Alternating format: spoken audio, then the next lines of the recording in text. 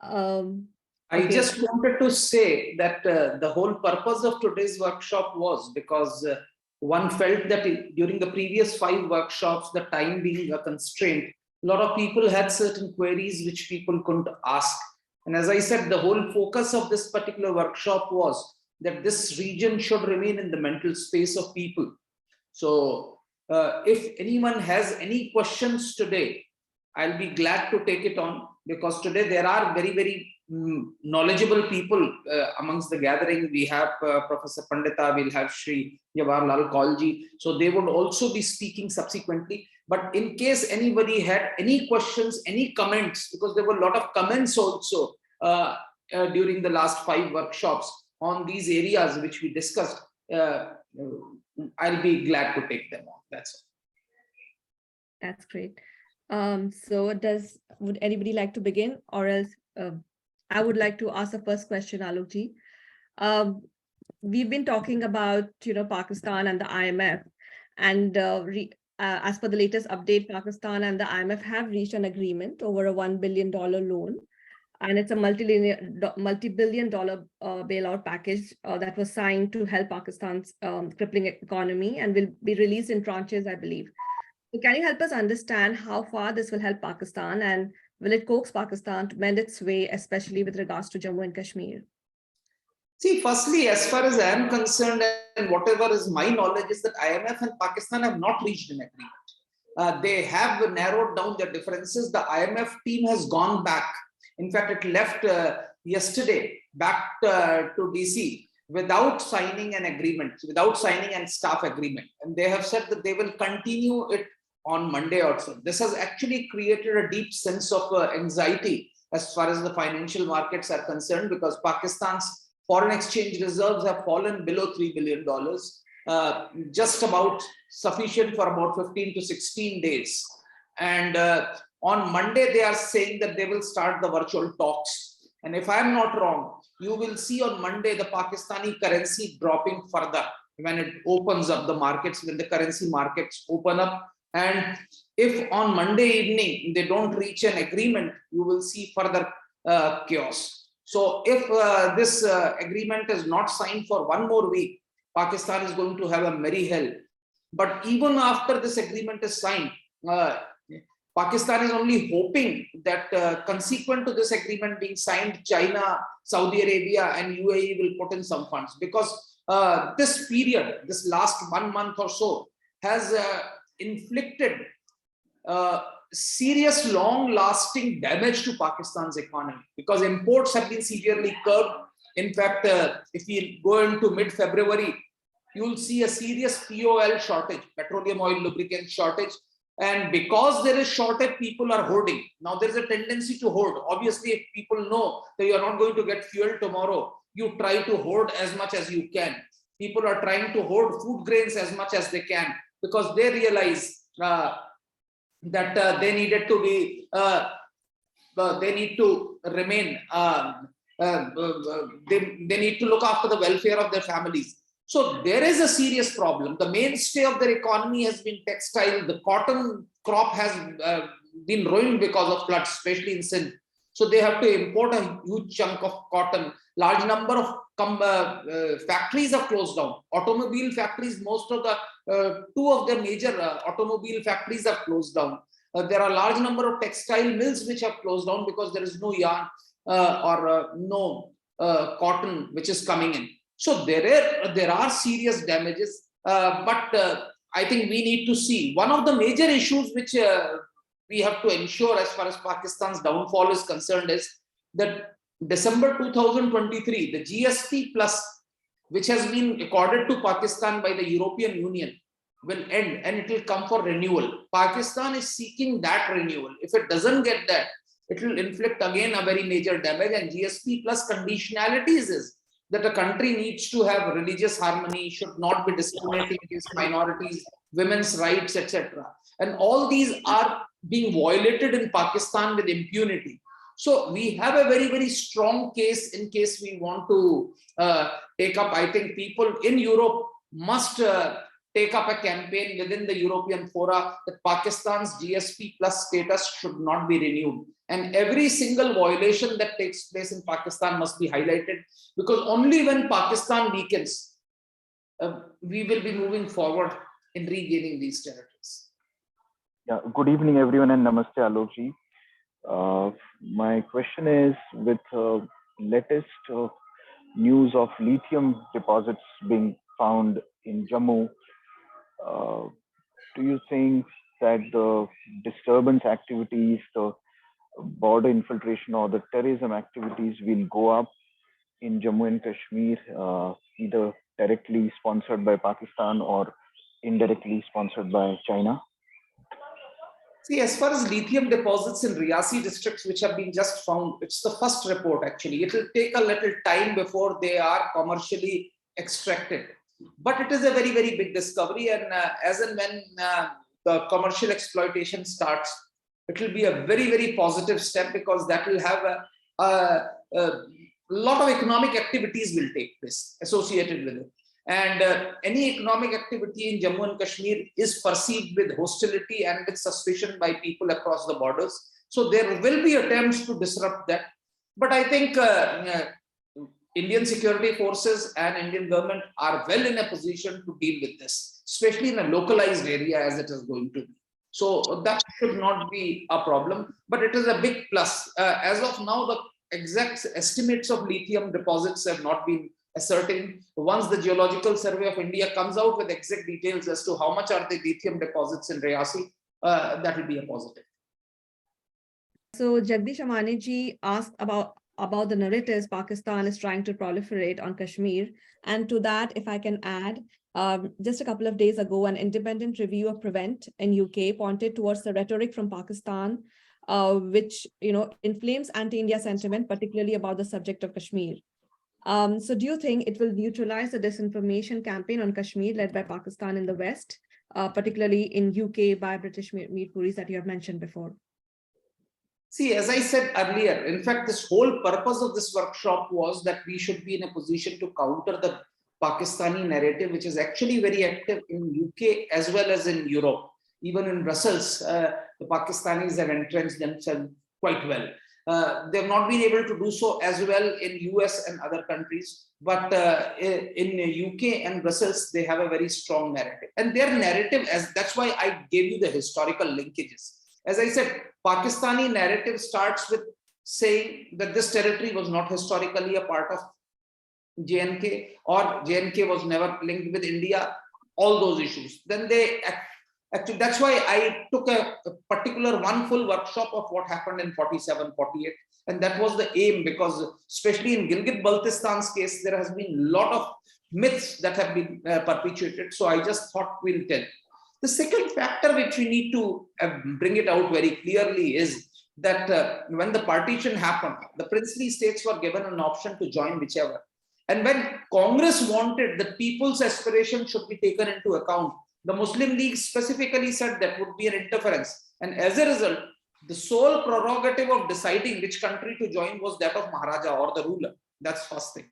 Thirdly, if you see even the UN resolution, the Pakistanis were to vacate the occupied territory and ensure that all troops are vacated, which was not done. So Pakistan did not follow the UN resolution. India waited for a referendum to be held, but since it did not have, they went ahead and had elections. And assemblies after assemblies have ratified its accession to India. So Pakistani narrative can be weakened. The next thing which we need to weaken the Pakistani narrative is the sectarian violence that happens in Pakistan, because Gilgit-Baltistan is a Shia majority region, and you can see how Shias are being treated in Pakistan. The fifth point which we need to show is how Pakistan is crumbling economically, how different ethnicities in Pakistan are trying to break away, and Pakistan is getting radicalized. So actually any territory that goes into Pakistan's occupation or remains in Pakistan's occupation will eventually get radicalized. And the global community has to come to terms with this, that with Taliban and Afghanistan, now you have a part of the globe which wants to wage a global jihad, which has actually become a safe haven for any terrorist, any extremist which wants to wage a global jihad to find a safe sanctuary. And this sanctuary is expanding, and this sanctuary is already expanding into Pakistan and any territory that is under Pakistan's occupation. So that is, to my mind, we need to do that. And what is being done to contain it? JKSC is coming out with a counter narrative. That's the purpose. The purpose is that we should be in a position to counter the narrative, but that counter narrative should always be based on facts. Sometimes people try to contrive facts. That will not work. Never ever build an edifice over flawed foundation. Your foundation must be on strong foundation. The entire structure should be on strong foundations. That's what is important. That's about it. Other part of my question is related to the responsibilities of the Indian society as such. We have been now getting more information about, the POJK. We understand the cultural thing. We understand the historical thing. We also understand the efforts being done by the various Indian governments, be it diplomatically or, on the or on various other fronts, maybe sometime in militarily.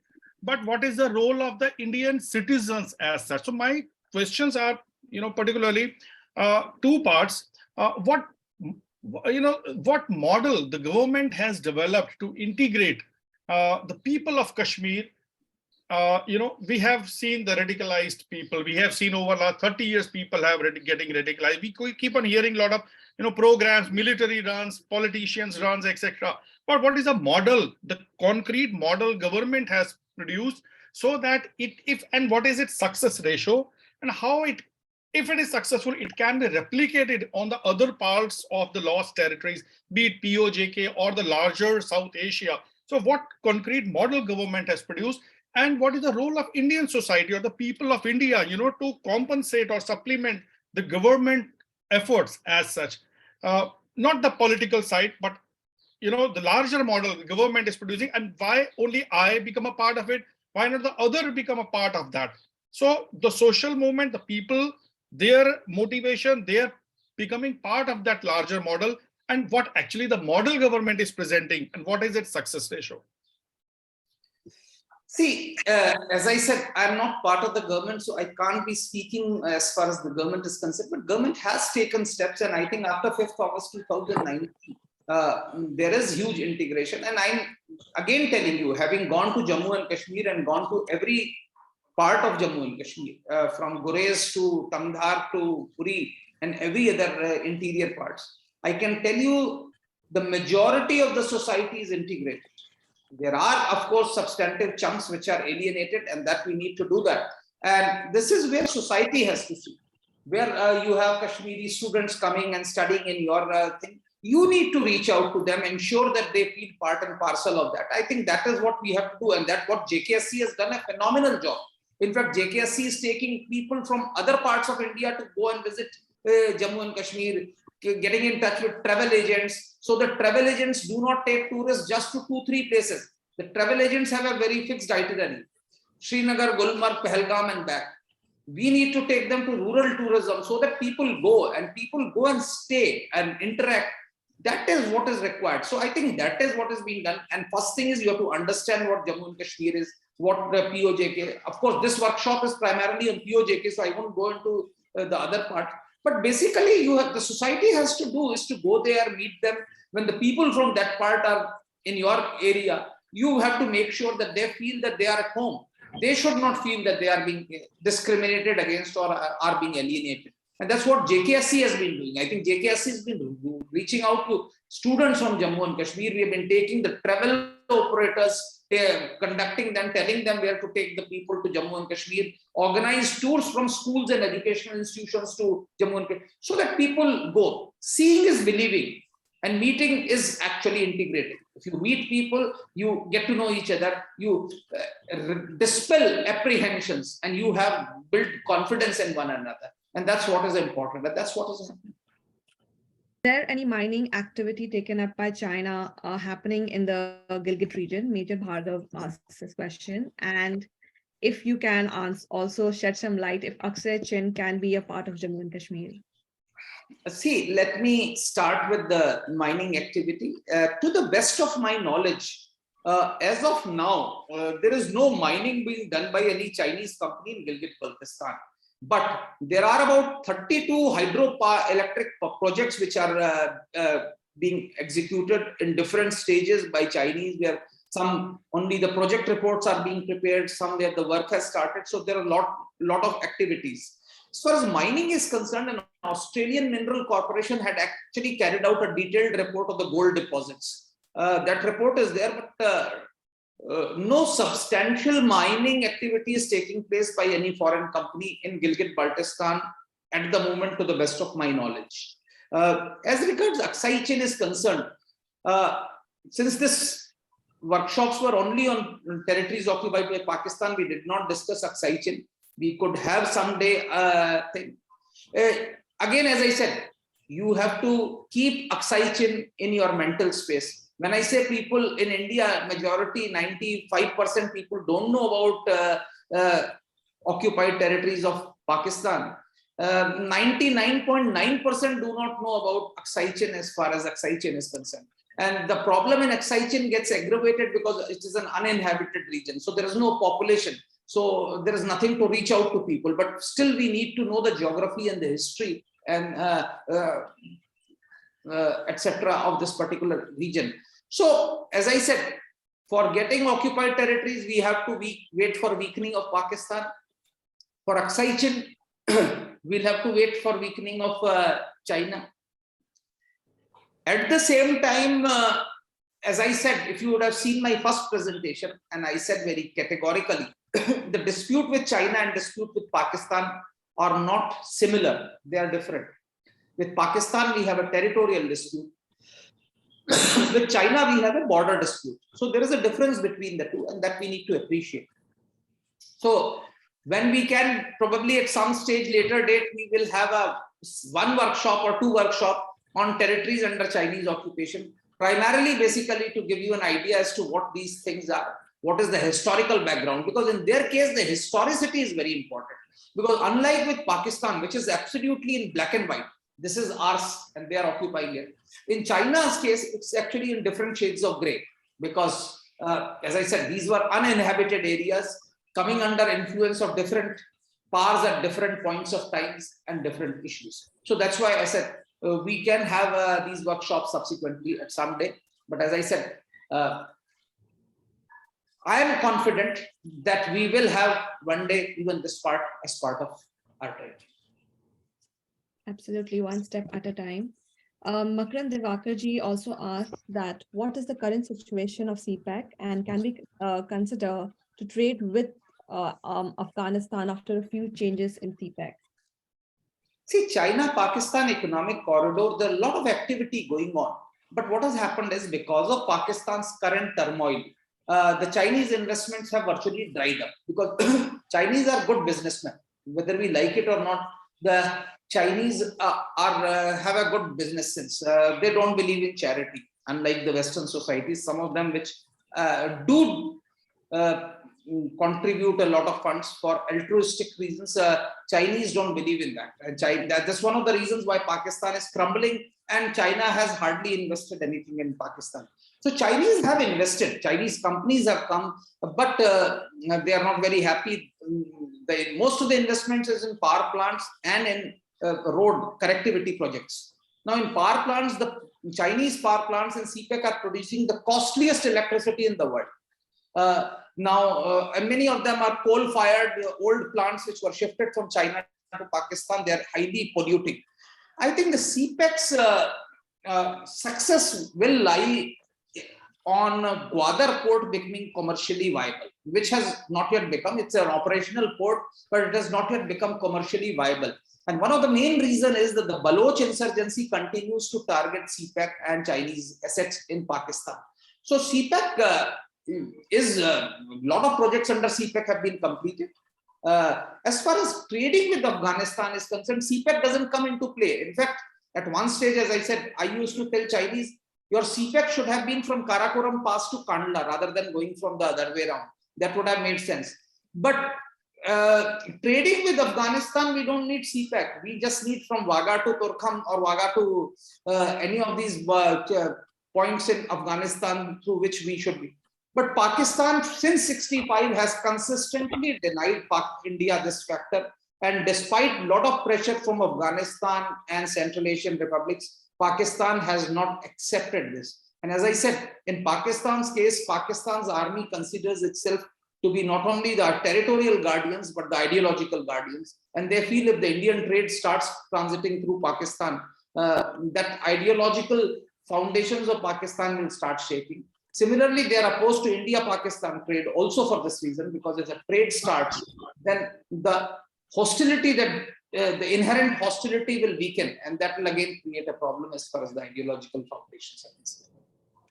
अभी recent past में वहां पर एक agitation चल रहे थे काफी PoJK में, गिलगित-बाल्टिस्तान में, वहां की आर्मी के खिलाफ और वहां के एडमिनिस्ट्रेशन के खिलाफ, और उनकी एक डिमांड उसमें निकल के आई थी कि जो आपके वहां की टेरिटरी में हमारे जो असेंबली सीट्स वैकेंट पड़ी हुई हैं, उन पर उनको कंटेस्ट करवाया जाए और उस पर वोटिंग राइट्स दिए जाएं। नंबर 1, ये तो एक प्रश्न है मेरा, तो इस पे आपका ओपिनियन चाहेंगे। सेकंड पार्ट ये है उसमें कि थर्ड पार्टी इंटरेस्ट ऐसा ना हो कि हम 70 वर्ष तक तो इंतजार कर रहे हैं, जैसा अभी आपने बताया कि हाइड्रो प्रोजेक्ट जो है चाइना वहां तैयार कर रहा है, तो ये ऐसा तो नहीं कि हम ज्यादा लेट हो रहे हैं तो उससे थर्ड पार्टी इंटरेस्ट डेवलप हो रहा हो, तो ये इसके बारे में कब तक हम पीओजेके बोलते रहेंगे इसको? ये 3 बातें हमारी थोड़ा सा क्लियर कीजिए। देखिए विजय जी, पहला आपका तीसरा क्वेश्चन लूंगा, ये मैंने पहले भी बोला था, हेस्ट मेक्स वेस्ट। सो इसमें कोई जल्दबाजी की जरूरत नहीं है। मैंने कहा जब उपयुक्त समय आएगा भारत सरकार करेगा। पहली चीज तो उसको आपको अपने जनमानस में लाना है। आप किसी चीज को के कुछ करना चाहते हैं, आपकी जनता जानती नहीं, आपकी अधिकांश जनता आज अनभिज्ञ है कि क्या हो रहा है वहां पर, तो वो पहला है। दूसरा, थर्ड पार्टी इंटरेस्ट जो है ना, जैसे मैंने कहा कि चाइनीज इंटरेस्ट जो भी है, बट अगर आप चाइना को स्टडी करें तो Chinese willingness to put their troops anywhere is very very low. So China is not worried. China investment India में भी कर रहा है, ऐसा नहीं है कि चाइनीज इन्वेस्टमेंट इंडिया में नहीं है। अगर आप चाइनीज नेट इन्वेस्टमेंट इंडिया में देखें, it is I think more than in Pakistan आज की तारीख में। तो ऐसा नहीं है कि वो चाइनीज इन्वेस्टमेंट है तो उनको तकलीफ है कि वो आपके कब्जे में है। वो they would be willing, they are good businessmen, as I said, they are willing to do it as long as their return is getting, so that is not an issue. And third, as I said, though of course it's outside the territory, it's my personal belief that China's capacity to wage a war against India is diminishing by each day. And when I say China's capacity, that China's capacity to wage a conventional war, because of demographic reasons, the demographic crunch and the Chinese army having not fought a major war successfully after 1950. 1967 and 78 have been huge setbacks for Chinese army. They are downsizing, they are doing a lot of things. So if you actually look, very often we have a tendency because of 62 to look at Chinese at 10 feet tall. Where we have to be worried about China is their technological prowess, their economic prowess. They are growing very fast technologically. That is where we have to do, and that is where we have to innovate, because there was a time when you would say that if it's a Chinese product, Chinese है तो खराब होगा, ऐसा ही होगा। वो अब स्थिति नहीं है। China is now leading the world as far as certain technologies are concerned, as far as artificial intelligence is concerned, and some technologies. So that is where India needs to counter, and that we are doing it in certain fields, but in other fields also we need to do that. And for that, the government needs to create an environment where people can, private enterprise can thrive, and technological innovation needs to move forward. So, my question is, I know in this 6 or 5 sessions, we have focused predominantly on, history and factuals about the culture, etc. And for right or wrong reasons, you have not touched upon any so-called political follies, if I may say, by the Indian side and the history of past 70 years, right from 1947. So is it equally important to study that part and, understand now, past is past, you cannot do anything about it, but, there is a lot to learn from that history. So what, in your opinion, are some of those learnings or, political follies that have happened from India's leadership? See, Jagdish ji, as I said, in fact, if you attended my last workshop, I have not shied away from saying anything. In fact, I have tried to shy away and tell people that people concoct narratives which are flawed.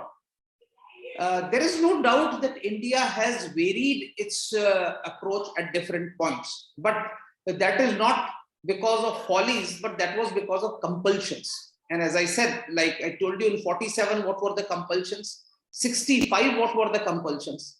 The only folly which I would say, and to my mind looks very important, is that in 71 war, we did not, and again I must tell you, because please understand, the 71 war, Indian Army also did not visualize the type of success we would achieve. Let's be very frank, because realistically speaking, this sort of a huge success was unimaginable. That we will be able to liberate the entire East Pakistan in 14 days was not expected. So the military's objective was to liberate certain territory in the East where we could install a provisional government. That was the tell. As a result, in their myopic view, they did not focus anything on the West.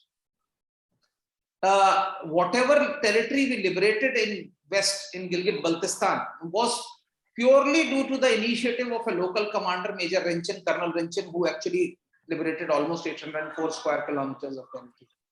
If we had made a plan at that point of time to actually had a concerted plan, we could have done that. Then at Shimla agreement also we did not do that. But you need to understand that from 47 to almost till 72 and even beyond, a section of India's foreign policy establishment or policy establishment probably looked at accepting line of control as international border.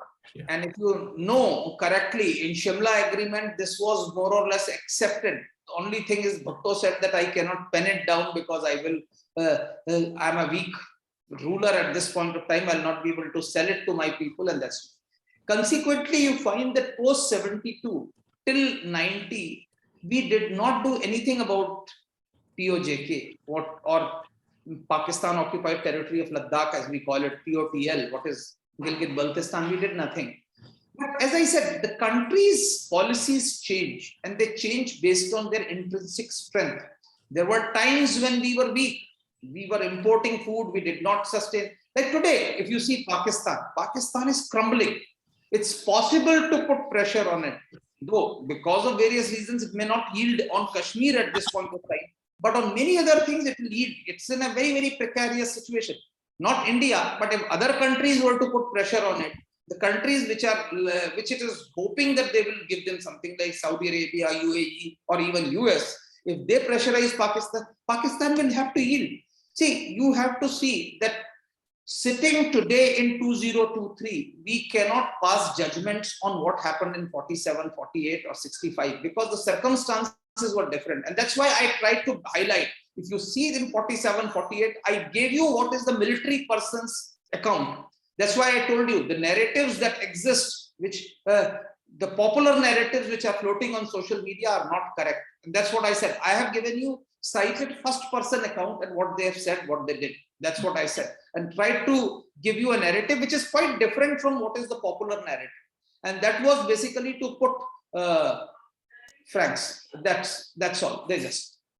Well, this is partly what Vijayji and Jagdishji have also asked. I wanted to ask you, Alokji, when you say we have to wait for our opponents to weaken, we have to, so we waited for Pakistan to weaken according to that.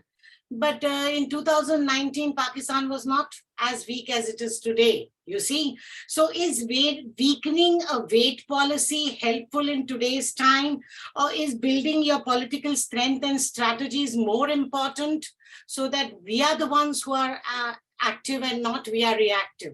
Would you answer on that in today's time? As I said, there are steps to anything. First step is to know the people. We have been totally ignorant about this territory. So while we are waiting for a suitable opportunity, and which we will get, I'm sure you will see very soon some action. But before that, at least you need to know the place. You need to reach out to the people of that place. Because for any activity that has to take place, any military activity, any diplomatic initiative the government of India would be taking place, it is very, very important that you know the place and you reach out to the people. The people must be with you. If people are with you, you can do wonders. We saw what happened in 71. In 14 days, we achieved what was not expected by anyone else. So, and as Major Bhargav said, I agree with you, sir, that they were not myopic or something. Though I have had the good fortune of interacting with Field Marshal Manekshaw and General Jacob personally on a number of occasions. And I have actually interviewed them and got their personal insights into it. And what I said was meant. The fact was that the operations orders for 71 war, which were made, the appreciation of the army at the apex level did not include Dhaka as far as their objective was concerned. And that's a fact accepted by both the major commanders as far as this was concerned.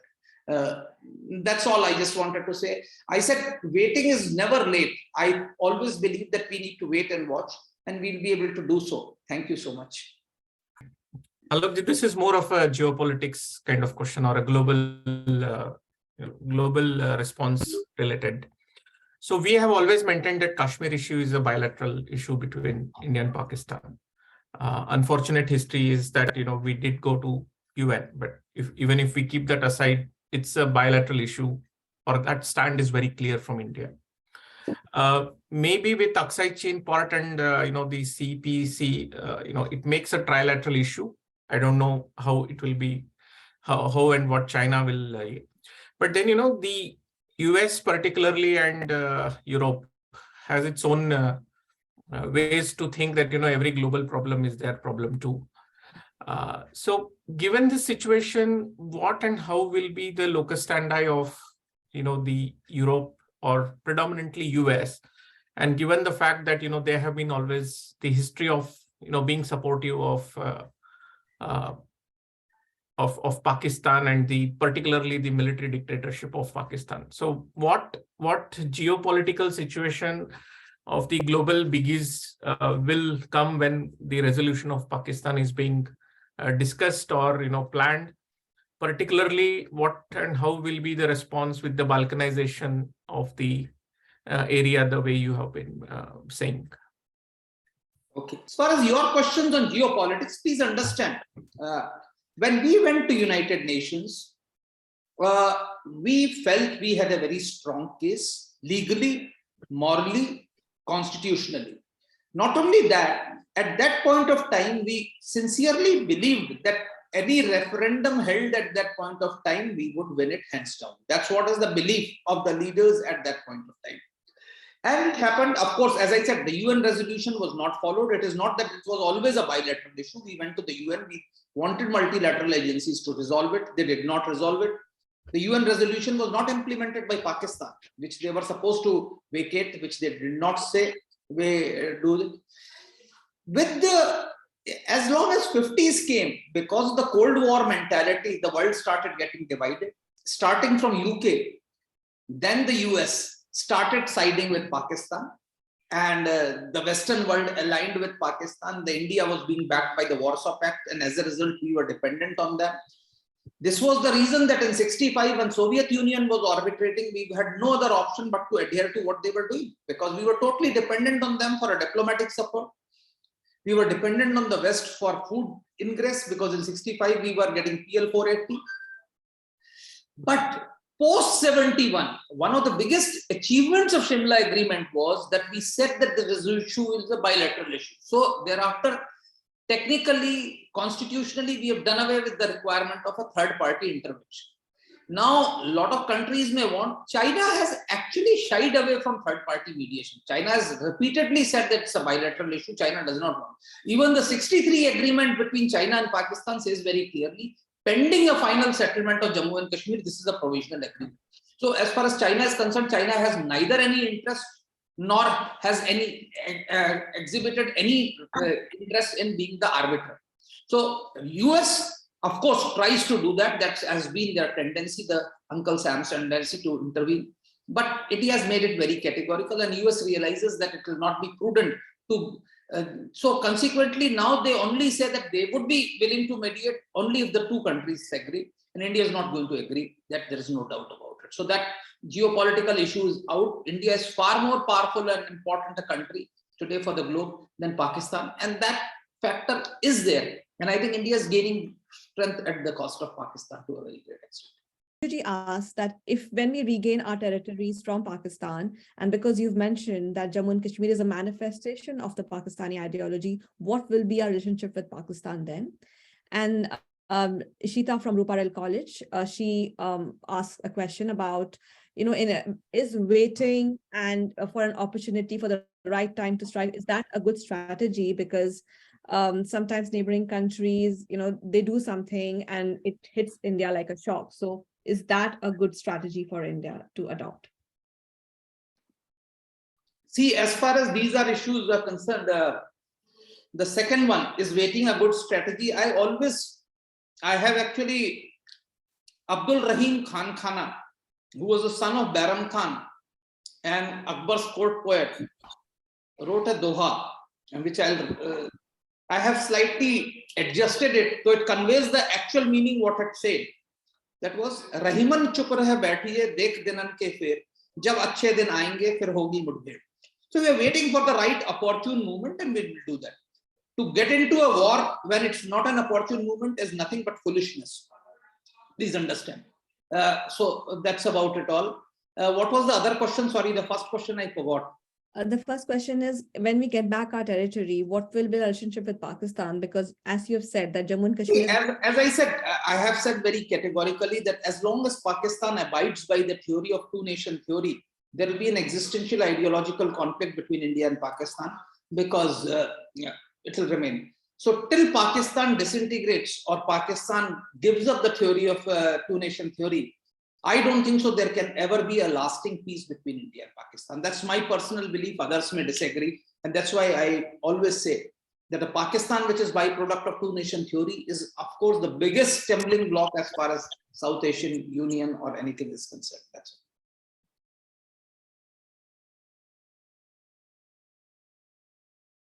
Thank you, Shaktiji, for inviting me to speak for a minute or two in the last session of the 5-day workshop that you had. I listened to many good questions and excellent answers from Bansalji. So I have just, I think, 1 or 2 minutes. I would not take more time. It was 22nd of February, 1994.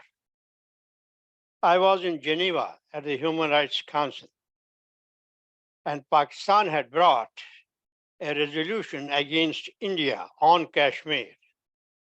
And the United States and the Anglo-American bloc, including the European bloc, all of them had assured Pakistan that they would vote in favor of Pakistan's resolution.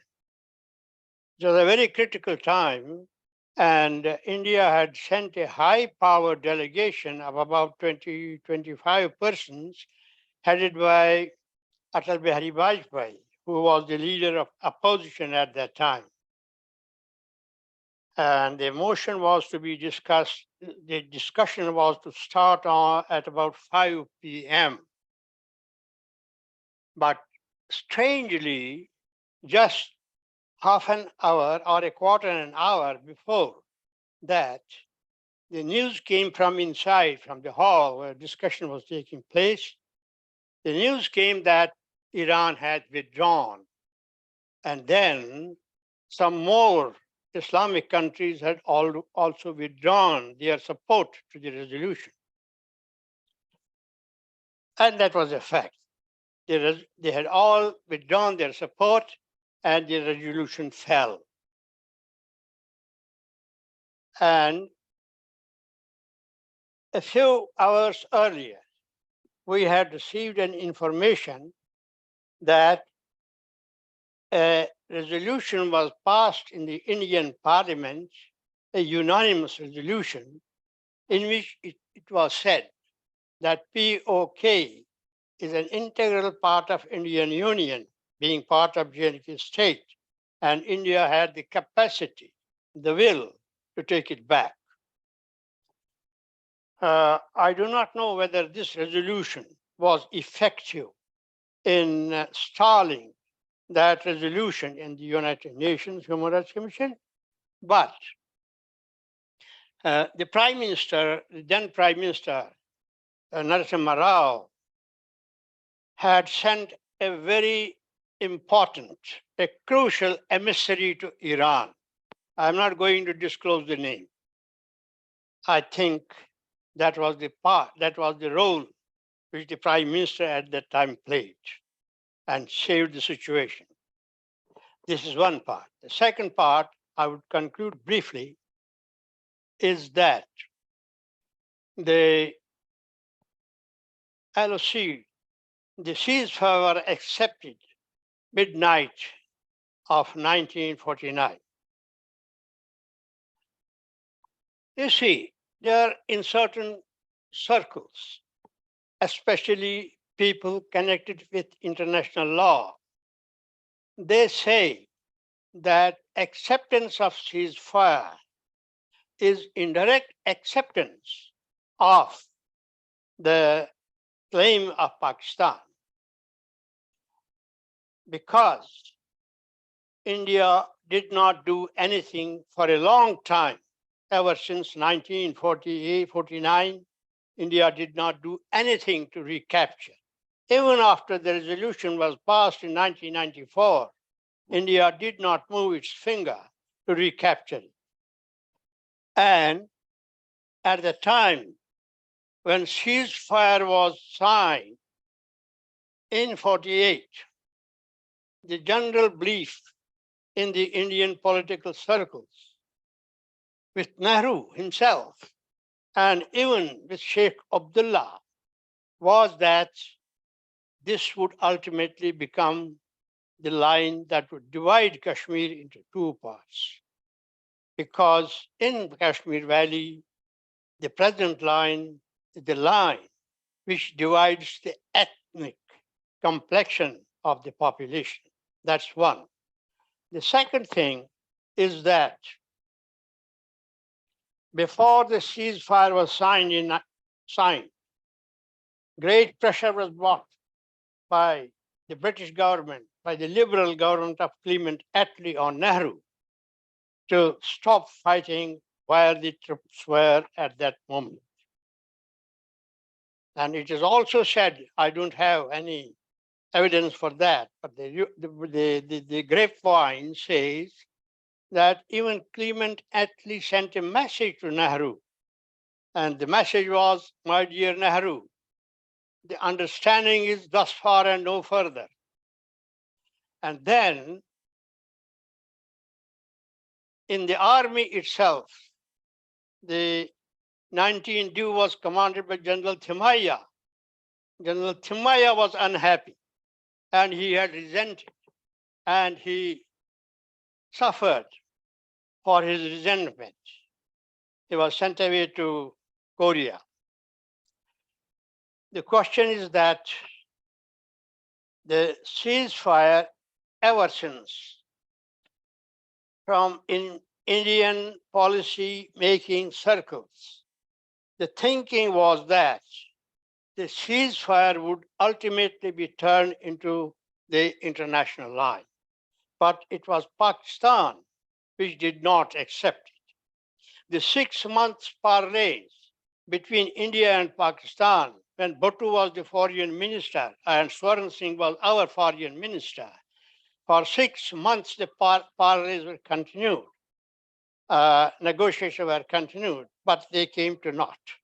And Swaran Singh stuck to his theory that this line should become the dividing line. It should be made an international line. And as far as scholars are concerned, the opinion is that even the big powers, United States and even Russia, at one point of time were agreeable that this line to stop the further fighting between the two countries and its implications. The fighting should stop and this line should be made the international line. Now for some time in this government, there is hue and cry on right and left that we will take it back. It's now our legal inheritance. It is part of J&K state, and all those things are going on. But the situation has completely changed. The China element is there. But good or bad, I don't know. And therefore, Government of India and those who are planning to take it back, they must sit down and think very coolly what they are talking and what they can do, what are the possibilities. China is there, Pakistan is there, the world opinion is there, and India has an image. So all these things have to be taken into account. And we should not go by the rhetoric, but we should go by the facts on the ground. Are we capable of doing something like that? What will be the reaction from the world? Even our own close friends, what will be the reaction? And then I am very much surprised by the idea that we wait till Pakistan is dismembered. This is not a correct approach. Pakistan will not dismember. I must tell you, these ups and downs come in the history of nations.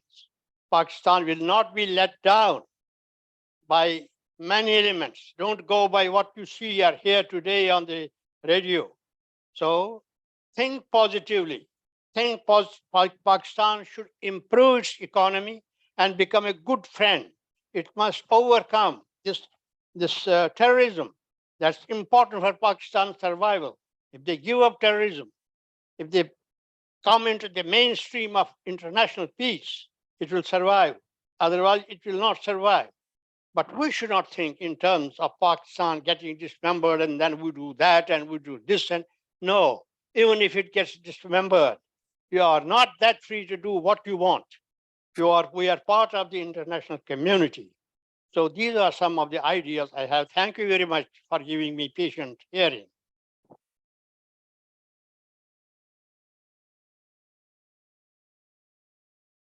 हम आज पिछले जितने दिनों से ये इसकी चर्चा हो रही थी, तो मुझे पूरा यकीन है कि आपको पीओजेके के बारे में काफी कुछ जानकारियां प्राप्त हुई होंगी, क्योंकि आलोक जी जब इस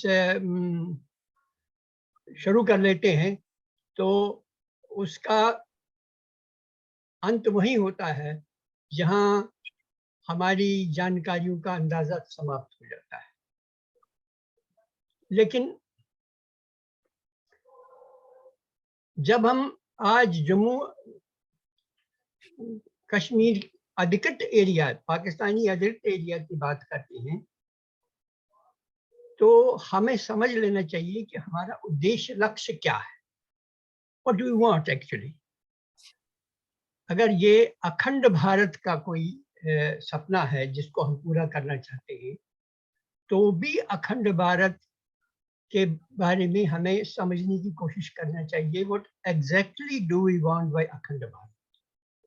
एक तरीका यही, जैसे हमारे एक मित्र ने कहा कि हम मेन लैंड को, यानी मेन प्रॉब्लम जो है, जो पाकिस्तान इटसेल्फ को क्यों नहीं लेते, क्यों नहीं हम कहते हैं कि पाकिस्तान हमारा है, बांग्लादेश हमारा है। हम ऐसे क्योंकि अखंड भारत तो तभी होगा जब जो 47 में हुआ है, डिवाइड हुआ है, उसको हम अनडू करें।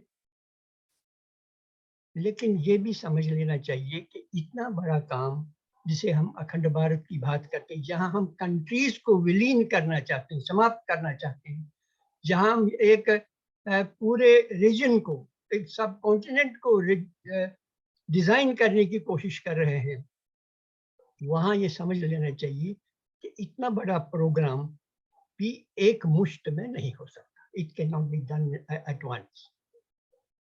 इसके भी स्टेजेस होते हैं। हम किस स्टेज में हैं ये हमें समझ लेना चाहिए। पाकिस्तान आर्थिक तंगियों से परेशान है। पाकिस्तान के लोग ये समझते हैं कि इनमें उनकी अपनी गलतियां, हिस्टोरिकल मिस्टेक्स हैं। पाकिस्तान ये रियलाइज करता है कि उन्हें टेररिज्म को इंट्रोड्यूस करने में उन्होंने एक ऐसी बड़ी गलती की है, वो अब उन्हें ही नुकसान पहुंचा रहा है। ये सब समझने के बावजूद ये मान लेना चाहिए कि पाकिस्तान के डिसइंटीग्रेशन के बाद भी हम अपना उद्देश्य पूरा कर सकते हैं क्या? जम्मू कश्मीर ऑक्युपाइड टेरिटरी हमारी है, हमें ये मान लेना, हम ये मान लेते हैं कि हमारी, ये हमसे गलत तरीके से छीनी गई है और हमें इसे वापस लेने का हक है, कानूनी हक है। लेकिन हम इस वक्त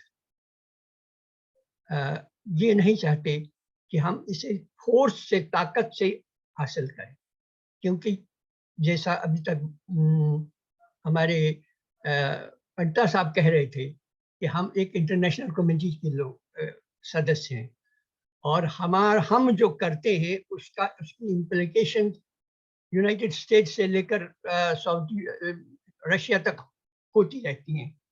we can not ignore it. तो फिर क्या करें? मैं चाहता हूं कि जब हमने इस मुद्दे को, इस इश्यू को उठाया है, तो हम ये जानने की कोशिश करें कि जिसे हम पाक ऑक्युपाइड एरिया कहते हैं, जिसको हम इलीगली ऑक्युपाइड एरिया समझते हैं, वहाँ कौन लोग रहते हैं? पीओजेके कोई कंसोलिडेटेड कंट्री नहीं है, कंसोलिडेटेड एरिया भी नहीं है। वो कई तरह के रीजन्स हैं जिसको हिस्ट्री ने, जिसको परिस्थितियों ने एक जगह खड़ा कर दिया है। अदरवाइज वो कई अलग अलग रीजन है। अब इसको थोड़ा आराम से इसको देखने की कोशिश कीजिए। पीओजेके में वो एरिया आते हैं जो कश्मीर वैली के साथ जुड़े, जिसे अगर आपने कश्मीर वैली के बारे में पूरी तरह से जानकारी हासिल की हो, आपके पास नक्शा हो, तो मुजफ्फराबाद से नीचे जो एक नदी बहती है जिसको कृष्ण गंगा कहते हैं, जो वहाँ दुमेल के पास झेलम से मिलती है, बितस्ता से मिलती है, कृष्ण गंगा घाटी जिसे कहते हैं, या वो नीलम घाटी कहते हैं, वो पाकिस्तान का एक बहुत बड़ा एरिया है जो एसेंशियली जम्मू कश्मीर का वो एरिया है जो कश्मीर वैली का एक्सटेंशन है। ये अलग तरह के लोग हैं, अलग तरह के लोग, वो भी इनसे बिल्कुल अलग तरह के वो लोग हैं जो पुंछ, राजौरी, मीरपुर के में रहते हैं। उनका स्वभाव, उनकी आवश्यकताएं, उनके हित, उनके खतरे अलग हैं। इसलिए जब इतने बड़े मुद्दे को हमने अपना लिया है, जम्मू कश्मीर अध्ययन केंद्र के अध्यक्ष के नाते मैं आपसे कह रहा हूं कि जब हमने 370 की बात सोची थी, तो 370 के बारे में सबसे पहले हम यही चाहते थे कि लोग जाने, और अज्ञान का दायरा इतना बड़ा था कि बड़े बड़े वकील और बड़े बड़े जजेस ये मानते नहीं थे कि इस तरह की इसको हटाया जा सकता है। इवन जेठमलानी से जब मैं पहले मिला तो उसने मैं डांट दिया, क्या बात करते हो तुम, ऐसा कुछ नहीं, ऐसा नहीं हो सकता। कुल मिलाकर एक कॉन्सेप्ट पैदा हो गया था सारे देश में, पॉलिटिशियंस में भी, स्कॉलर्स में भी, और इवन लीगल फ्रेटर्निटी में, कि नहीं हो सकता, ये impossible, it's part of the constitution now. वो हो गए, वो उससे उस लेवल तक पहुंचाने के लिए, समझदारी के लेवल वहां तक पहुंचाने के लिए हमें कई साल लगे। यानी 370 को हटाते जो हमें नरेशन बनाना पड़ा, जो फैक्ट्स सामने रखने पड़े, गवर्नमेंट के डिफरेंट लोगों के सामने रखने पड़े, उसमें कई साल लगे। अब नया मुद्दा हमारे सामने है, तो इस मुद्दे को समझने के लिए let us understand the people. ये हमने अखबारों में पढ़ा है या टीवी के चैनल्स के बारे में है या फॉरेन एजेंसीज के थ्रू जो हमें समाचार मिलते हैं, वहाँ इस कश्मीर जिसे आप कृष्ण गंगा वैली या नीलम वैली कहते हैं, इस यहाँ के लोग परेशान बहुत ज्यादा है, क्योंकि पाकिस्तान बदकिस्मती से खाली हिंदू मुसलमान डिवाइड का नतीजा नहीं है, मुस्लिम कम्युनिटी के बीच एथनिक डिविजन्स के वजह से भी है। मैं आपको याद दिला दूं, जब 1947 में पाकिस्तानी हमला हुआ, उसी के आसपास जम्मू कश्मीर में से एक हिस्से को अलग करके आजाद कश्मीर की घोषणा की गई। लेकिन आजाद कश्मीर की घोषणा सबसे पहले एक ऐसे आदमी ने की जो कश्मीरी स्पीकिंग मुसलमान था। नतीजा ये होगा कि 10-15 दिन के अंदर अंदर ही उस जरगर नाम के उस व्यक्ति को हटा दिया गया और एथनिकली डिफरेंट किस्म का आदमी वहां में, सरदार कयूम खान। पाकिस्तान के समस्या ये है कि वो अपनी मुस्लिम्स के बीच में अपनी एथनिक बैलेंस को नहीं बना सका, उसे संभाल नहीं सका है, और इसलिए नीलम वैली के एस्पिरेशंस, उसके इच्छाएं, उसके सुख वही नहीं है जो मीरपुर या पुंछ के अधिकृत एरिया के लोगों के हैं। तो अलग से दोनों को समझना पड़ेगा। और इसके साथ ही जब हम गिलगित बल्तिस्तान की बात करते हैं, वो और भी डिफरेंट। खुद गिलगित बल्तिस्तान में भी गिलगित और बल्तिस्तान दो एथनिकली डिफरेंट कम्युनिटीज हैं और इनके इंटरेस्ट भी अलग है। So it's a complex question, इसलिए stage by stage we have to work. अब इस सिलसिले में लोगों को समझने से हमें क्या मिलेगा? How will we gain by understanding the people? पिछले 70 सालों में इन सारी तीनों चारों कम्युनिटीज मुस्लिम्स के अंदर, मुस्लिम कम्युनिटीज के बीच में जो पाकिस्तान की सरकार के प्रति एटीट्यूड बदलते रहे हैं, क्योंकि उनका असर अलग से होता है थोड़ा।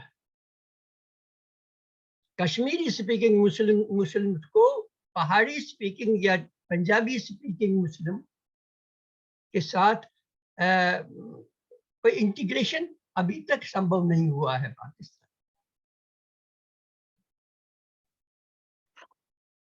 हाल ही में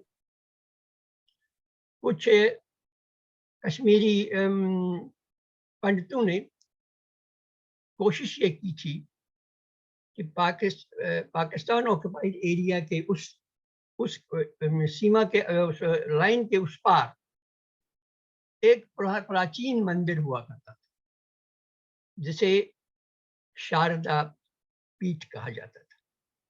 शारदा का वो खंडहर अभी है, वहां मौजूद है। वो टीटवाल नाम की एक जगह हमारे बॉर्डर पर है, उसके पार है, कुछ 10-20 किलोमीटर अंदर, पाकिस्तान के अंदर। लोग ये कोशिश करने की चाहते थे कि शारदा पीठ को दोबारा बनाया जाए। वो वहां गए और उन्हें अच्छा रिस्पांस मिला, वहां के लोकल मुस्लिम्स का अच्छा रिस्पांस मिला, और जो कमेटी उन्होंने बनाई उसमें मुस्लिम भी अच्छे रसूखदार मुसलमान भी थे, और वो चाहते थे कि आप बनाओ।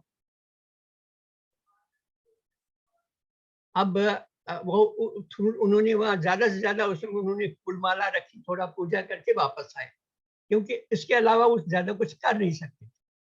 इवन एडमिनिस्ट्रेशन को एक एप्लीकेशन दी गई कि इस एरिया में सड़क नहीं है, वो नहीं है, डेवलपमेंट नहीं है, और एडमिनिस्ट्रेशन ने ये आदेश भी जारी किया गया था कि सड़क बना दी जाए, विकास किया जाए। कुल मिलाकर वो एक नॉर्मल सिचुएशन से दिखाई दे रही थी, लेकिन ये कार्रवाई इससे आगे नहीं बढ़ पाई। लेकिन इसका एक बड़ा नतीजा यही निकला कि वहां के लोगों के बीच और कश्मीर घाटी के लोगों के बीच संवाद शुरू हो गया, बातचीत शुरू हो गई, एक दूसरे को इंफॉर्मेशन दे सकते हैं। और इसलिए इतनी हिम्मत कश्मीर के नॉन मुस्लिम्स में हो गई कि टीटवाल में उन्होंने एक रेप्लिका मंदिर बना दिया है इस शारदा देवी का, जिसको साउथ से कोई मूर्ति लगाई गई, इंस्टॉल की जा रही है, वो कुछ दिनों के अंदर शायद उसका उद्घाटन। ये एसेंशियली इसलिए है कि उस पार के लोग एथनिकली इनसे मिलते जुलते हैं, वो सब कल्चरली इनसे उनका स्वभाव मिल रहा है। और दूसरा, पाकिस्तान के शासकों का अत्याचार सबसे ज्यादा इन पर हुआ है, बिकॉज दे आर डिफरेंट। अब लोगों को समझने का की जरूरत हमें अब आ गई है। हमें इनसे सबको समझना चाहिए। हमें गिलगित के लोगों को और बल्टिस्तान के लोगों को अलग से समझने की कोशिश करनी चाहिए। मैं इसलिए ये कह रहा हूँ कि मैं बल्टिस्तान में पैदा हुआ हूँ, स्कर्दू में पैदा हुआ हूँ, और मुजफ्फराबाद में, जिसे आजाद कश्मीर कहते हैं, मुजफ्फराबाद में मेरी शिक्षा शुरू हो गई, स्कूल गया था। तो अब मैं इतने साल बरसों के बाद 85 साल की उम्र में मैं ये जब रिकलेक्ट करता हूँ इन सारी चीजों को, तो मुझे उनकी डिफरेंस दिखाई देती है और मुझे लगता है कि we can approach them irrespective of what the governments do। क्योंकि गवर्नमेंट क्या करेंगी ये स्टेज अभी आया नहीं। जैसे मैंने 370 की बात कही थी, जब तक सरकार तैयार नहीं हो गई, सरकार समझ नहीं पाई, हमारे कहने से इतना होगा कि लोग जान गए तो सरकारें वही करती हैं जब जनता के बीच में कोई चीज पॉपुलर हो जाती है, उसको अडॉप्ट करती है। कहा जाता है कि सरकारें सोचती नहीं है, सरकारें नकल करती, तब वो हो गया। लेकिन यही बात यहाँ भी है। यहाँ पहले पीओजेके को हम स्ट्रेटेजिकली समझने की कोशिश करें, और अगर स्टेज बाय स्टेज हमें उसे डील करना पड़ेगा, हमें उसे स्टेज बाय स्टेज डील करें। छोटे छोटे मुद्दों जैसे यही मंदिर बनाना है, और कल को शायद जो टीटवाल में जो मंदिर बना है, और शारदा देवी के मंदिर के बारे में कॉरिडोर की बात चल पड़े। बहुत सारी ऐसी चीजें हैं जो कि हो सकती हैं। तो इस तरह के संबंध, इस तरह के रिश्ते स्थापित करना हमारे लिए बहुत जरूरी है। जैसे अभी कहा गया है, शायद आलोक जी ने ही कहा है कि हम तब तक टेरिटरी नहीं खो देंगे, we will not lose any territory until we forget it। अगर हम उसे भूल जाएं तो वो खो गई, तब हम उसके बारे में सोचेंगे नहीं।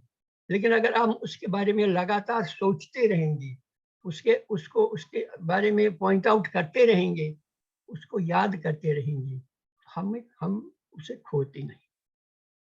इफ इट इज लीगली और मॉरली हमारी है तो हम इसे खोएंगे कभी नहीं। लेकिन लगातार याद कर रहे हैं, ये सही बात है। और मुझे लगता है कि पीओजेके के लोगों के बारे में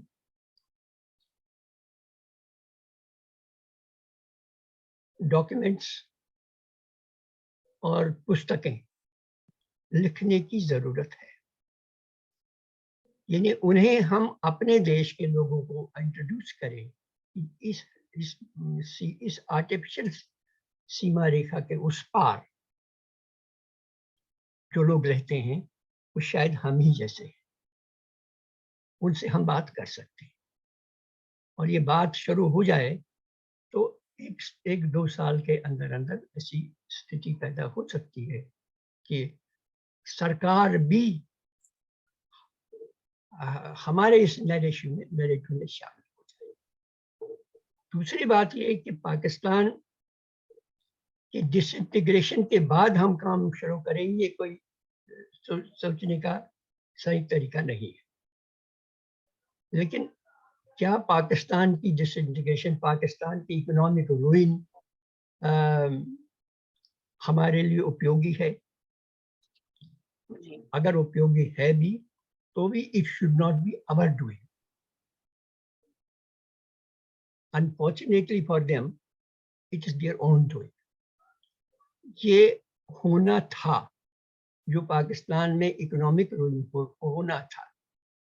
जिस वक्त चाइना और पाकिस्तान के बीच एग्रीमेंट हुए और चाइना ने पाकिस्तान के पावर स्ट्रक्चर को बदलने की बीड़ा उठाया, उसी वक्त ये तय हो चुका था कि it is going to collapse. Pakistan के जितने भी हाइड्रो इलेक्ट्रिक कारखाने हैं वो कोल फेड है और पाकिस्तान 15 साल पहले इन कोल फेड प्लांट्स को डिसोन कर चुका था, रिजेक्ट कर चुका था, छोड़ चुका था, बैन कर चुका था। अपने बैंड और छोड़े हुए रिजेक्ट किए हुई टेक्नोलॉजी को वो ट्रांसफर कर रहा था पाकिस्तान, और उससे महंगी बिजली बनेगी और गड़बड़ियां भी होती रहेंगी। और आज जो सिचुएशन पैदा हो गई है वो ऐसे ही सारे कदमों के कारण हो गई है। तो पाकिस्तान खुद इस तरह की सारी परिस्थितियां पैदा कर रहा है जिसमें हमारा कोई हाथ नहीं। लेकिन अगर हमें किसी के साथ इस से कोई फायदा लेना है तो हमें वहां के लोगों के साथ बात करनी है, क्योंकि आखिरकार वही लोग पाकिस्तान की सरकार बनाते हैं और पाकिस्तान की सरकार हटा सकते हैं।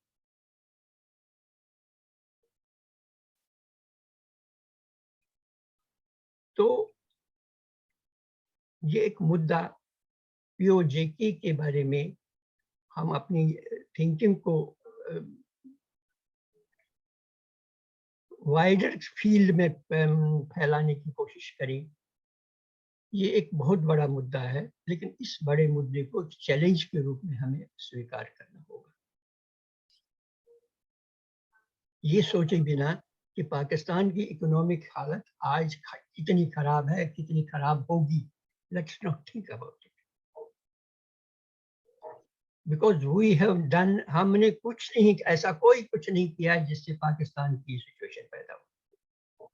ये सिचुएशन पाकिस्तान ने खुद पैदा की, और अगर इससे और कॉम्प्लिकेटेड वो करते हैं तो कॉम्प्लिकेटेड हो जाएगी।